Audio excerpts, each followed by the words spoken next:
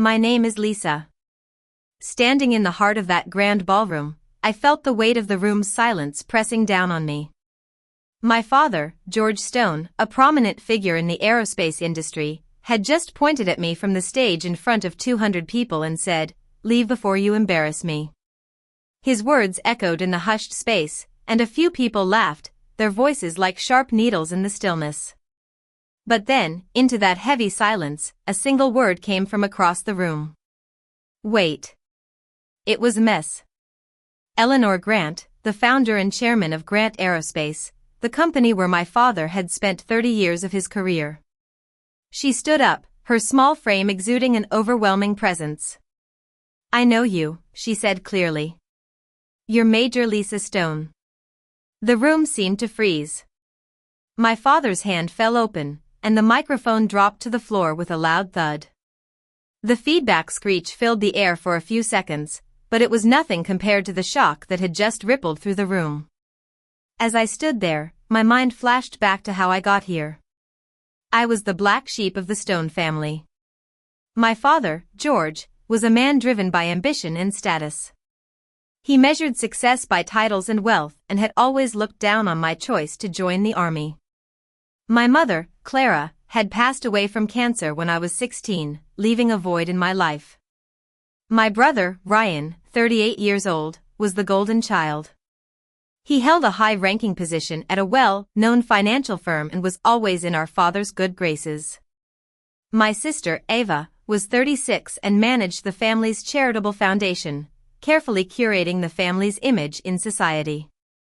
I spent hours driving to the Rosewood Country Club for my father's retirement party that evening. I wore a borrowed dress that felt like a costume, and under my neckline, I wore the dog tags of my grandfather, Sergeant First Class Henry Stone. He had been my rock, my inspiration to join the army. He served for 25 years and had passed away 12 years ago. When I arrived at the party, I immediately felt out of place. There was no place card with my name at the front table. I was seated at table 15 in the back, between a retired engineer and an empty chair. My name was also missing from the printed program, which only listed Ryan and Ava as the talented children of George Stone. Ryan found me before dinner. "Still playing soldier?" he said with a condescending smile. "You clean up well, though, Lisa." He then launched into a long monologue about his latest business deals and how important he was at his firm. I knew he was only talking to me because he wanted to make sure I didn't cause any trouble in front of Ms. Grant, who was the most powerful person at the party. My father moved through the room like a king on his throne. He was charming and well-spoken, shaking hands and laughing at people's jokes. He passed by table 15 without even looking at me. I wasn't surprised, it was a choice he made, just like he had always chosen to ignore me. Across the room, I noticed a Miss Grant. She was observing the party with a sharp eye. For a brief moment, our eyes met, and there was a pause in her expression, as if she recognized me from somewhere. But then a board member pulled her attention away, and the moment passed. Throughout the evening, I endured small humiliations. Ava walked by with some donors and gave me a once-over. "We weren't sure you'd come," she said, with a sneer. "In that?" One of the donors laughed politely. I simply smiled and told her the dress was borrowed and that I was used to a uniform. As the speeches were approaching, I went to a quiet hallway. To my surprise, I heard Ryan and my father practicing the toast. "Keep it about the business and Ava," Ryan was saying. "People love that. And as for Lisa, make a joke out of it. Something about her rough army life." My father nodded. "Light," he agreed. I was heartbroken.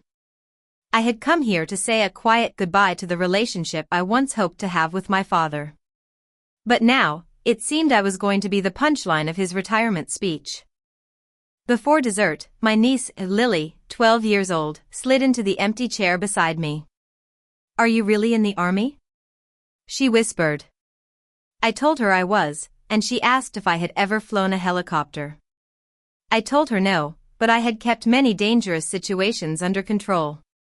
We talked about her science project on encryption, and I could see that she was excited to have someone to talk to who actually listened.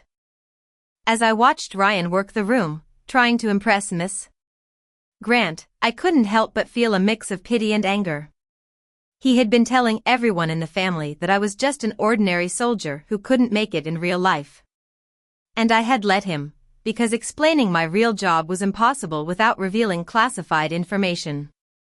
I spent my early years in the Army learning a highly specialized trade, working in secretive operations. I missed countless family events, birthdays, and holidays. I became a major at 30, but I didn't tell my family. To them, I was still the one who made the wrong choice. Earlier that day, before coming to the club, I had stopped by our old family house. Ava had asked me to pick up a framed photo of our father for the gift table. As I was getting the photo from the mantel, a folded letter fell out from behind the family Bible. It was from my mother. I read the letter in that quiet hallway before the toast. In it, she revealed that when I applied for the military academy at 17, my father had called an old friend in a congressman's office and told them that I was not officer material and would shame the family. Thanks to my grandfather, who drove me to another interview, I still got in, but I never knew the truth until now. I held the letter in my hand, knowing that it could expose my father's actions and shatter his public image. But I decided not to do it. I didn't want to be like him, using public humiliation as a weapon. I decided to let the toast happen and leave with my dignity intact. Then came the moment when my father spoke on stage. He talked about his 30 years of service at Grant Aerospace, about his successful children, Ryan and Ava. And then, his eyes landed on me. I am proud of my children, he said, except for that low-ranked soldier in the back. There isn't much to talk about her career. Some of us build companies, some of us play soldier. A few people laughed, and I felt the pain of his words. But I composed myself. I set my napkin on the table, stood up, and reached for my coat.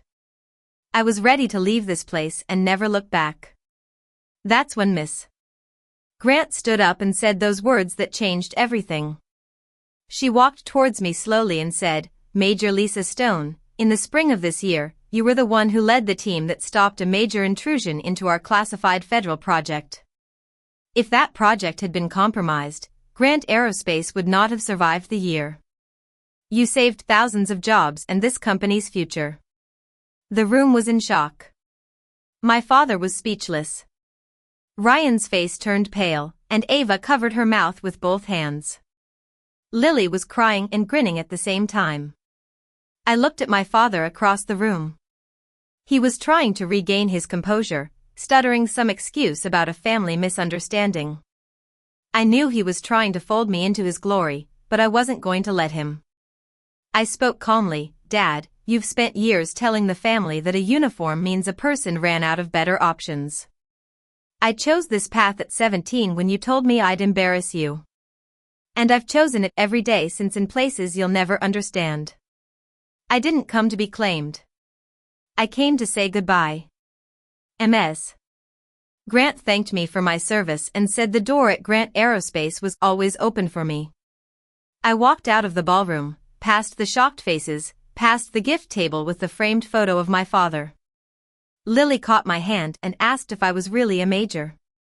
I knelt down and told her to finish her science project.